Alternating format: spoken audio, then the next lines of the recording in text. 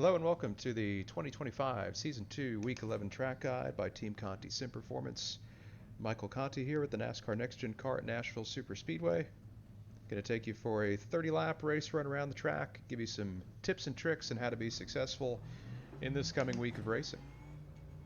Last time we visited Nashville was just under a year or so ago. A little different time of day and track conditions back then, much warmer than it is this time around. We're racing basically under the lights, twilight to under the lights, so track temp is really low, which means lots of grip. So tire saving is not really going to be paramount this week. Still going to have a small component of tire saving, just so you're not blowing the tires off unnecessarily, but we're not going to be super saving like we would have in track conditions similar to last year. Right off the bat here, you see I'm shifting between 4th and 5th, and that's going to happen on both straightaways. Depending on your actual track conditions in the races, point at which you're in the run, and traffic and draft, you may be able to keep the car in 4th gear down the back, but for the purposes of this track guide, we'll shift between 4th and 5th each straightaway. Biggest thing at Nashville is to not overdrive corner entry. Very easy to do, especially into turn 1. And if you miss that little groove in between the first seam and the yellow line, you lose a ton of turn and a ton of free rotation at both ends of the track. So make sure you don't overdrive entry, get the left front down there, not quite on the line, but close to it. Get the thing to turn and then throttle up. Good amount of brake on entry, 15 to 20%, depending on, again, track conditions, tire condition, etc. A little bit more brake into 3 probably, since it's the sharper end of the track. Really important to make sure you get the thing to the bottom and turned.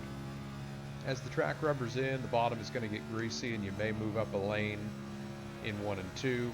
I think the cooler track conditions are going to help us move around without torching the tires, which is nice. But the fast guys are going to be able to really hook and roll that bottom, come up off nice and straight, keep the tires under it, and make a lot of lap time. 3 and 4 is a very tricky corner because of this bump right there. It's not so bad in this weather. Get a lot more grip to work with than we usually do, but that bump, especially on older tires, can really upset the car's balance, especially if you hit it with a lot of angle, a lot of wheel. So really be careful with that bump. Try to keep a little bit of throttle out of it before it, just so you don't slip the rear when you go over it. It's something to watch for sure. Get to the bump and then fully commit. Starting off my run in the 29.5s, it's a tenth or so, probably slower than I could go, but just pacing a little bit so I've got some good tire to use at the back half of this run. Tire wear is light this week because of the track conditions, but still saving a bit at the front is definitely going to help at the back half.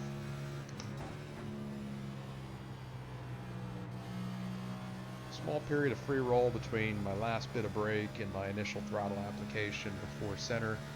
Give the car just an extra second to settle in and turn before I start to throttle up. Just really don't want to slide the front and the center here at either end of the track, because you'll have a ton of wheel into it and then it'll snap loose late exit. Keep the car as straight as possible on exit to keep the rear tires in check and really just to keep that good forward momentum.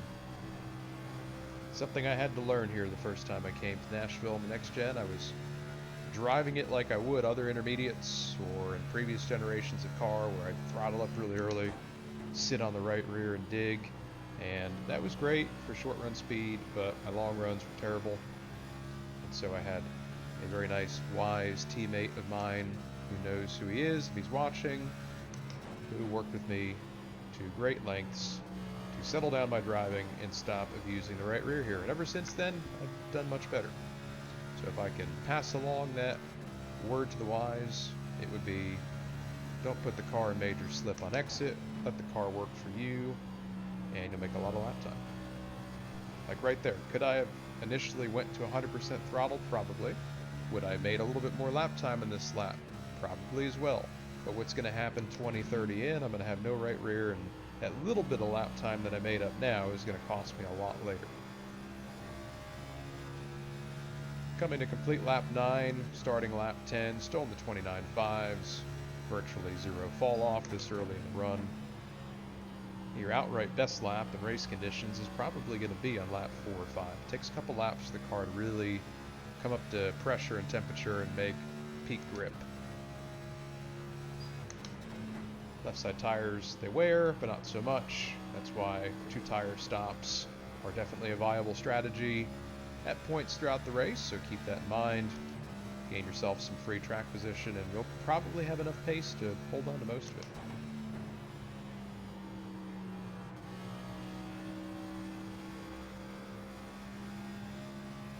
Off a 2, nice and straight again. Shift points are fairly close to the limiter, maybe 100 RPM or so off of it. We make a lot of power still at the top end of that RPM range that's available to us. So we really want to stretch those revs out before we kick it into 5th. Similarly with the downshift, get that downshift done early, get it done on the straightaway still. Use that additional engine braking to help slow you down, eliminate some brake in the process. So we went a little bit deeper into 3 there, gain time initially on entry. Probably will hold it on exit, but was definitely front limited right there.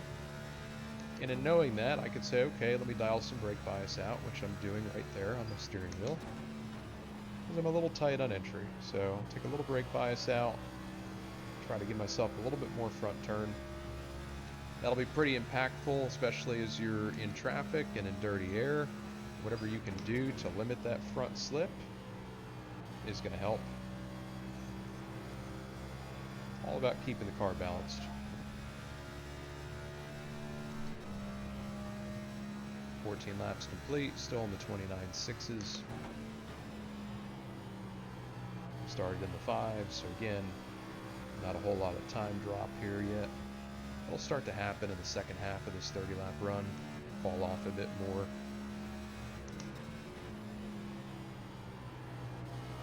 Brake bias change is definitely helping me get into 3 with a little less front resistance. So that's a positive change so far. And we'll keep that in as long as I don't start to feel too loose. And if I start to build even tighter in entry, I've got more bias that I can take out of it. Start small and work your way up.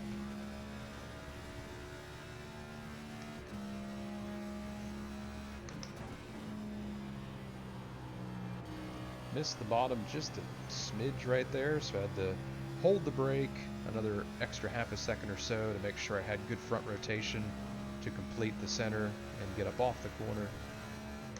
Trail braking is key to making good time entry to center.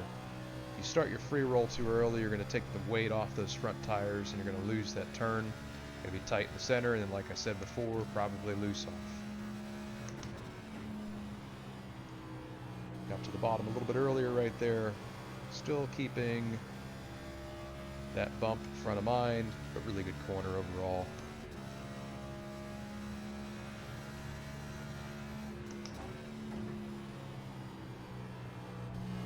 A little bit lower in 1 and 2 that time. A little slower, a little lower, but really, really good handling, good balance.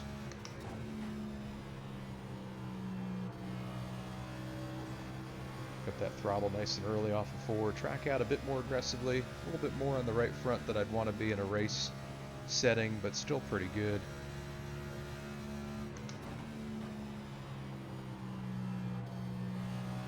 A little more throttle this time, and I'll gain those couple hundreds back that I lost the lap prior. A little wider entry, a little slower entry. Try to set myself up so I can exit just a bit lower, and I did. A little slower overall, but again, not the end of the world, and we're only 18 laps in to what's going to be a 60 plus lap run in a race probably.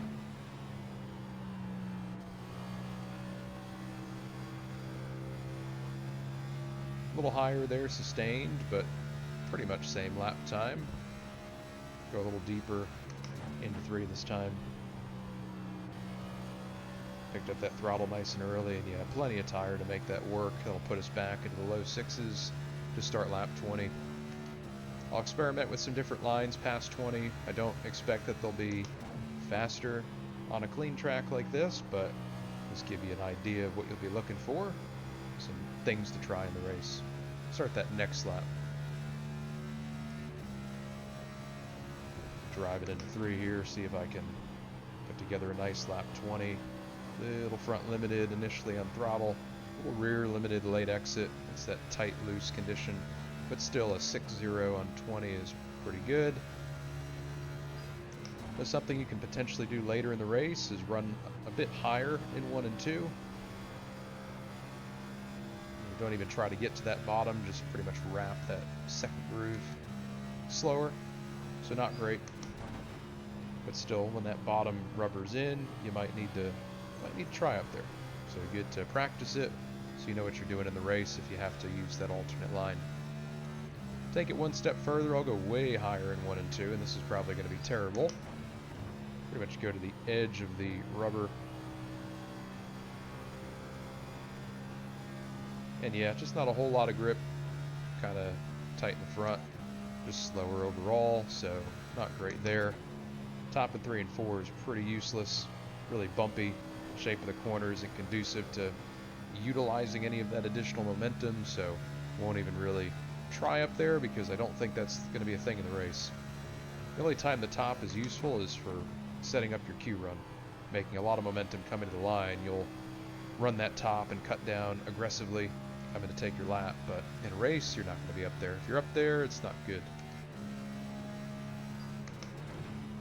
Down into 3. Hook the yellow line and come up off. Easily get back into the 7s here. We started in the 5s, really, a couple 4s, and still in the 7s, almost 25 in.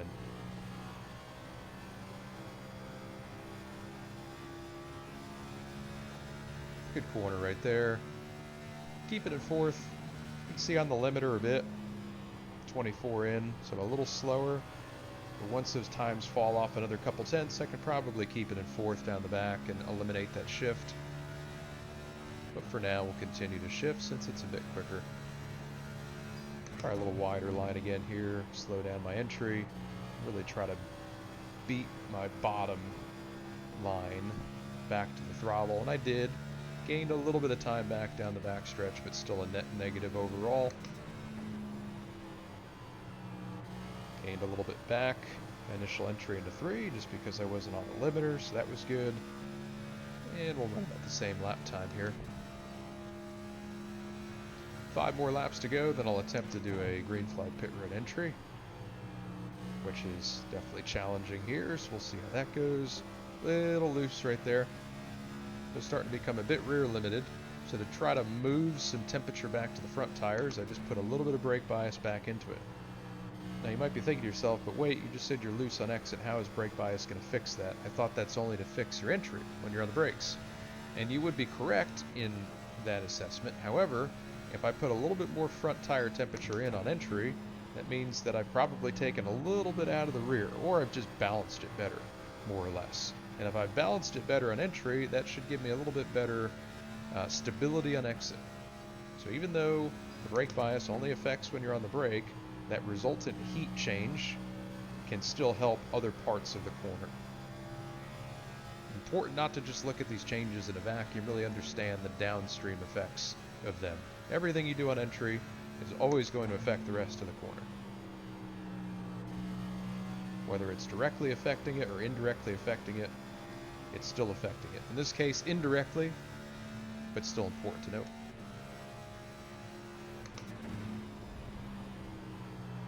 And that brake bias really hasn't hurt my entry. I still have plenty of entry stability, still plenty of entry turn. I'm a little rear limited on exit, but that's something that you're just going to have to deal with, because if you're any tighter and you get in traffic, you're going to be plowing the front off, so we don't want to do that. It's a little loose and clean air.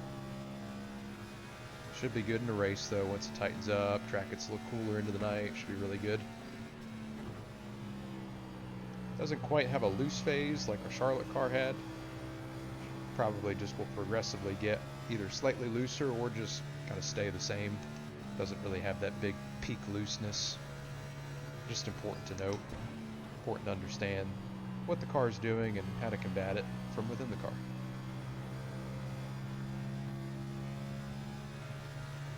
Coming to finish my lap 30 here, looking at hopefully another 8.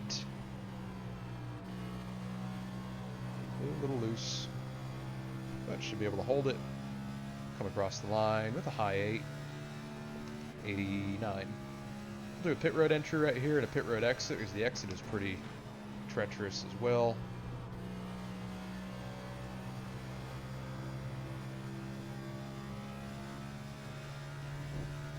You do not have to use the access road down there. You're going to enter off of turn 4.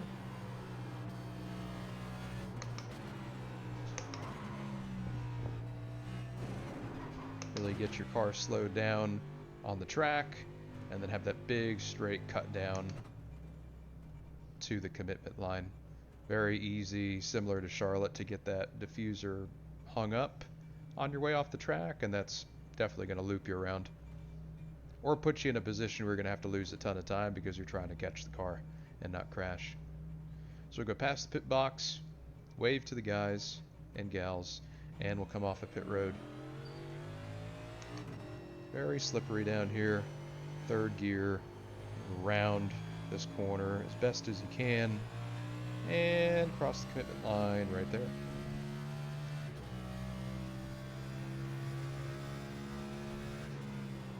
And that'll do it for our on-track portion of this track guide. Go ahead and bring the car to a stop, hop out, look at some things from outside the car, and that'll do it for this week.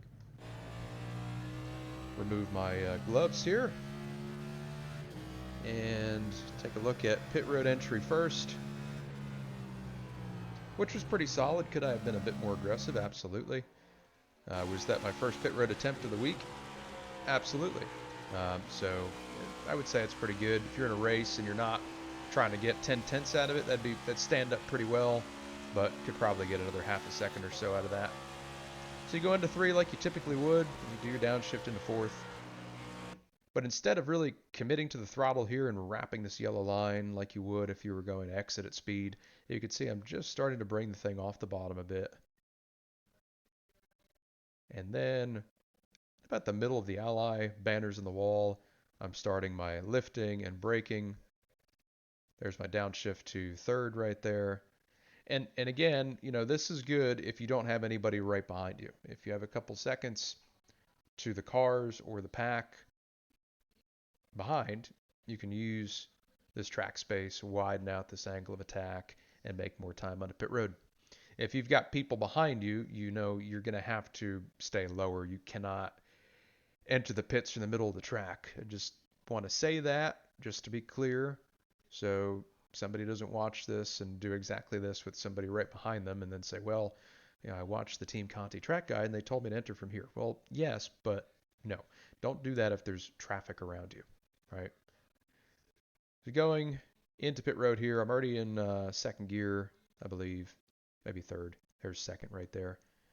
And I'm trying to get most of my speed shaved off while I'm on the track. And then when I get off the track, shave a little bit more off, but I don't want to have to really jam on the brakes on the way off the track.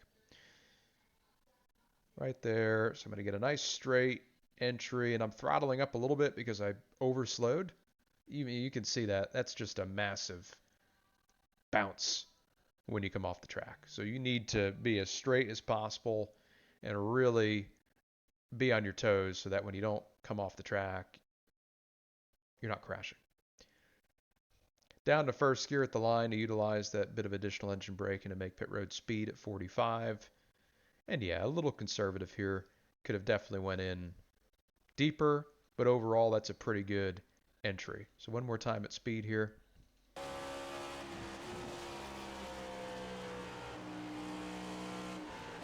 Nice berth to the bottom.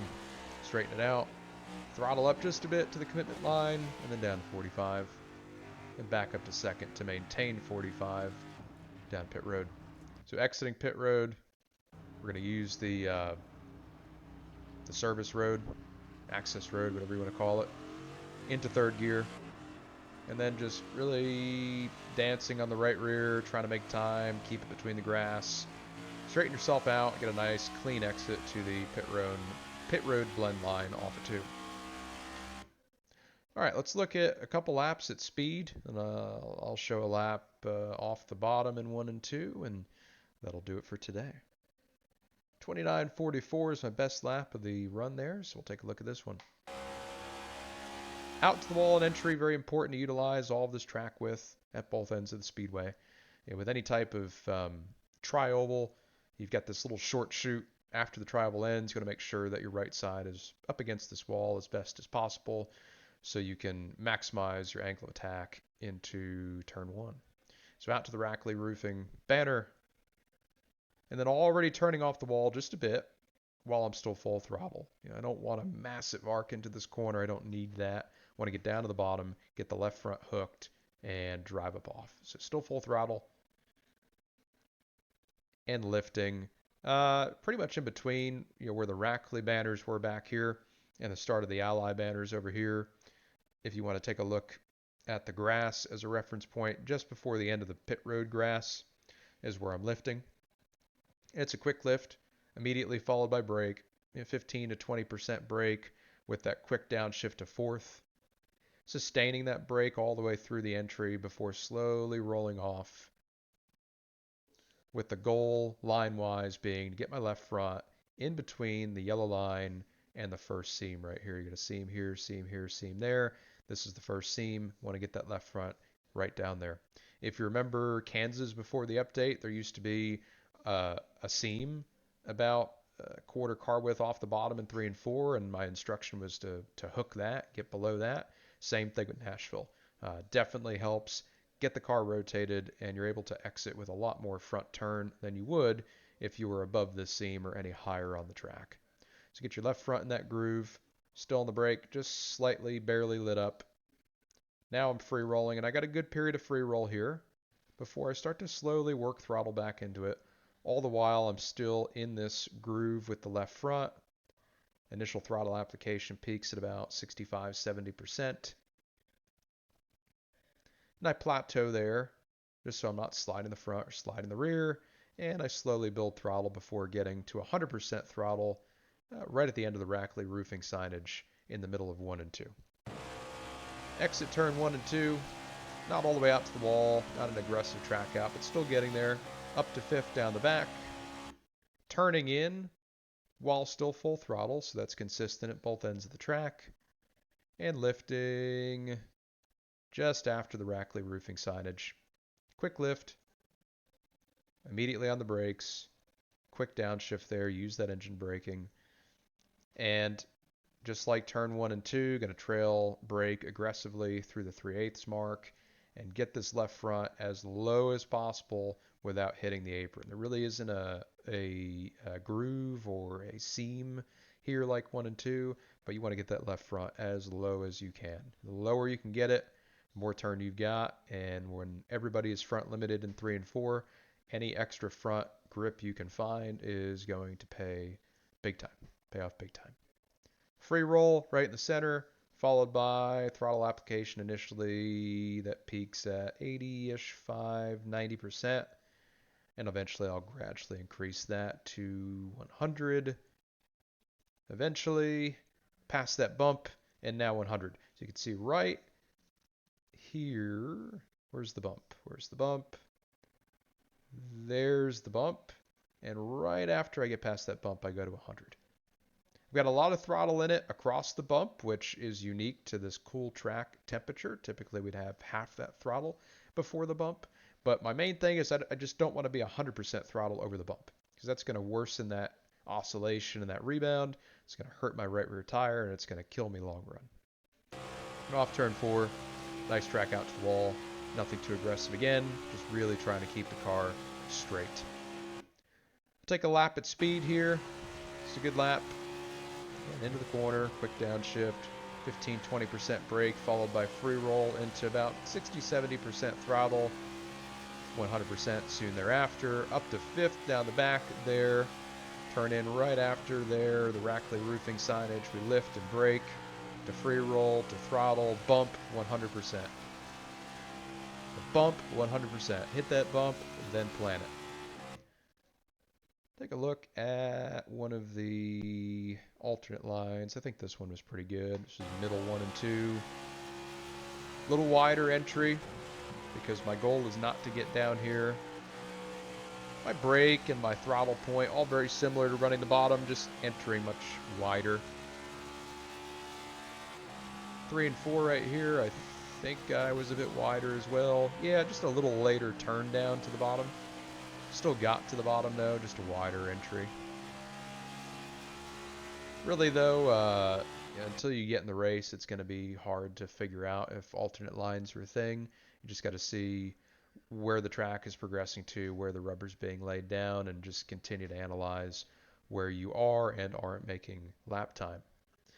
But overall though, that's Nashville. So takeaways here: downshifting on entry at both ends with our gear that we're running this week. Some people might be running a taller gear and not shifting at all and just keeping it in fourth.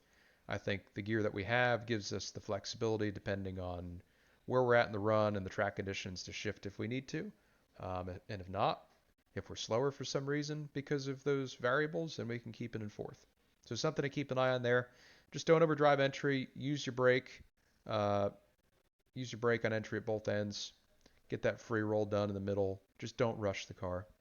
And then from a strategy standpoint, track position's key here. So 2 tires, definitely something to look into. Practice that before the races fire off Monday night, and see if that's something that might help you out. And of course, qualifying. Practice your qualifying. Get your track position early and try to keep it. Much easier than trying to carve through the pack here. Tough track to pass at, especially when the bottom goes away. Otherwise, though, that is our Week 11 track guide by Team Conti Sim Performance. Thank you all for watching. We appreciate your support as we continue to grow this channel. Leave us a like, give us a comment. If there's something in particular you would like to see in these videos that we're not covering, let us know. We're actively working on some things as it relates to the sound of these videos to try to make that a bit more consistent across the board. So that is coming hopefully soon. But otherwise, from an information standpoint, continue to let us know what you would like to see in these videos, and we'll continue to cover it. As we come to a close of Season 2, we're only a couple weeks away before Season 3 and a brand new car, brand new tire, brand new aero, brand new everything. Let's enjoy the end of this season. Let's enjoy a great week of racing at Nashville, and hopefully have some more good results. Thanks for watching, and we'll see you next time.